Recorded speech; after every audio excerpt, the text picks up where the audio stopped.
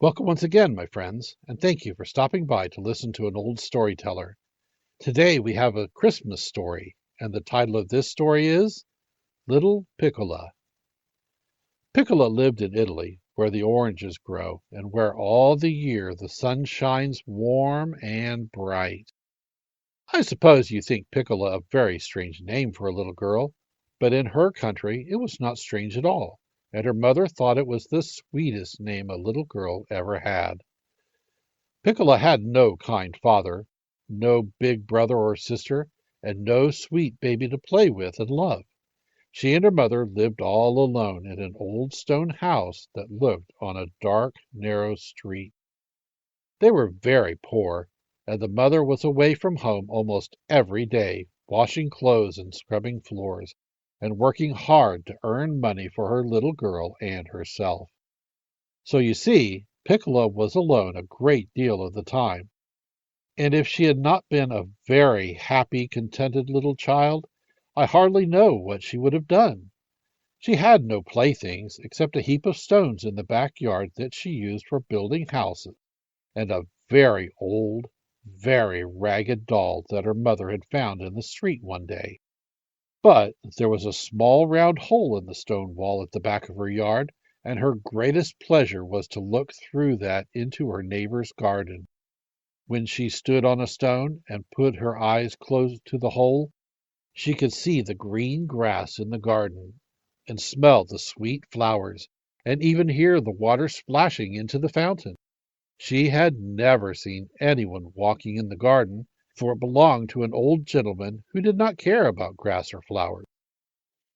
One day in the autumn her mother told her that the old gentleman had gone away and had rented his house to a family of little American children who had come with their sick mother to spend the winter in Italy. After this, Piccola was never lonely, for all day long the children ran and played and danced and sang in the garden.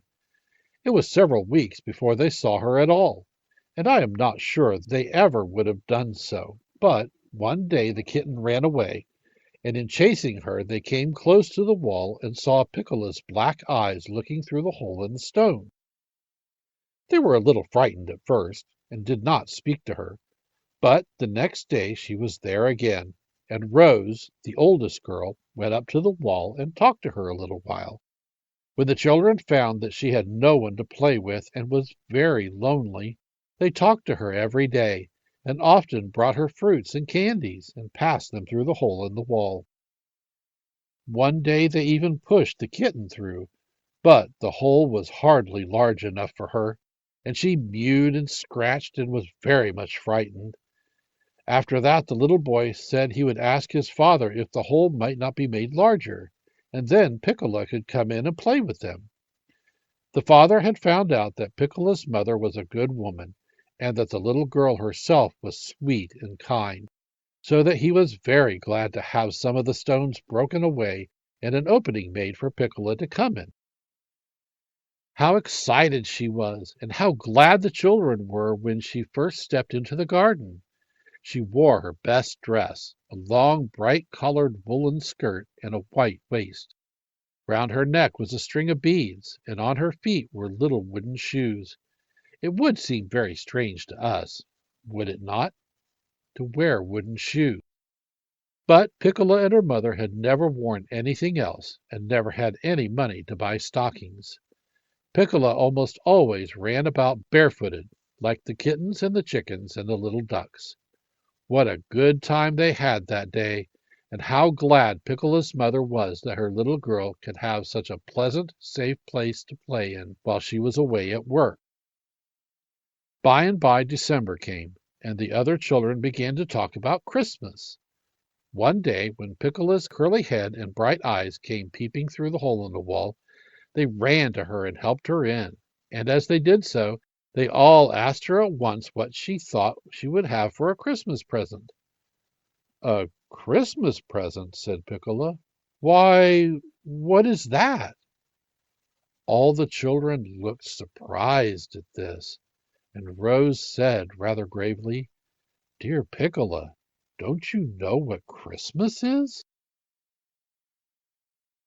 Oh, yes, Piccola knew it was the happy day when the baby Christ was born, and she had been to church on that day and heard the beautiful singing, and had seen the picture of the babe lying in the manger with cattle and sheep sleeping round about.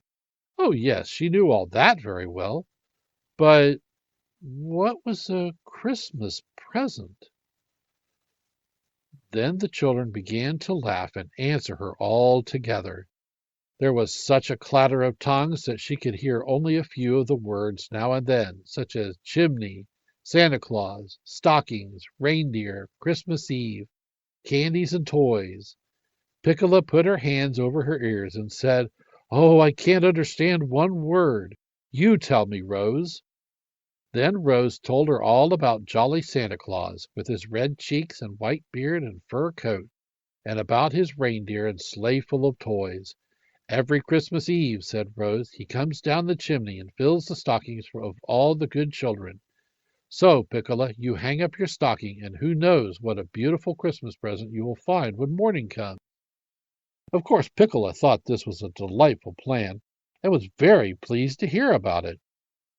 Then all the children told her for every Christmas Eve they could remember, and of the presents they had had, so that she went home thinking of nothing but dolls and hoops and balls and ribbons and marbles and wagons and kites. She told her mother about Santa Claus, and her mother seemed to think that perhaps he did not know there was any little girl in that house, and very likely he would not come at all.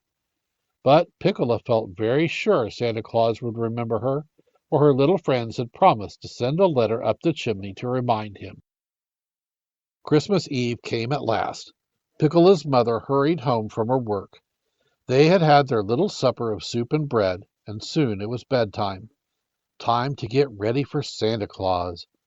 But, oh, Piccola remembered then for the first time that the children had told her she must hang up her stocking, and she hadn't any, and neither had her mother. How sad, how sad it was! Now Santa Claus would come, and perhaps be angry because he couldn't find any place to put the present. The poor little girl stood by the fireplace, and the big tears began to run down her cheeks. Just then her mother called to her, "Hurry, Piccola, come to bed." What should she do? But she stopped crying and tried to think, and in a moment she remembered her wooden shoes, and ran off to get one of them. She put it close to the chimney and said to herself, "Surely Santa Claus will know what it's there for. He will know I haven't any stockings, so I gave him the shoe instead." Then she went off happily to her bed, and was asleep almost as soon as she had nestled close to her mother's side. The sun had only just begun to shine next morning when Piccola awoke. With one jump she was out on the floor and running towards the chimney. The wooden shoe was lying there where she had left it, but you could never, never guess what was in it. Piccola had not meant to wake her mother, but this surprise was more than any little girl could bear and yet be quiet. So she danced to the bed with the shoe in her hand, calling, "Mother, mother, look, look! See the present Santa Claus brought me!" Her mother raised her head and looked into the shoe. "Why, Piccola," she said, "a little chimney swallow nestling in your shoe? What a good Santa Claus to bring you a bird!" "Good Santa Claus, dear Santa Claus!" cried Piccola. And she kissed her mother, and kissed the bird, and kissed the shoe, and even threw kisses up the chimney, she was so happy. When the birdling was taken out of the shoe, they found that he did not try to fly, only to hop about the room. And as they looked closer, they could see that one of his wings was hurt a little. But the mother bound it up carefully, so that it did not seem to pain him. He was so gentle that he took a drink of water from a cup, and even ate crumbs and seeds out of Piccola's hand. She was a proud little girl when she took her Christmas present to show the children in the garden. They had had a great many gifts: dolls that could say "Mama," bright picture books, trains of cars, toy pianos, but not one of their playthings was alive like Piccola's birdling. They were as pleased as she, and Rose hunted about the house until she found a large wicker cage that belonged to a blackbird she once had.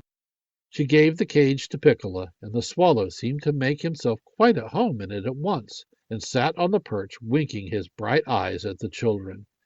Rose had saved a bag of candies for Piccola, and when she went home at last, with the cage and her dear swallow safely inside it, I am sure there was not a happier little girl in the whole country of Italy.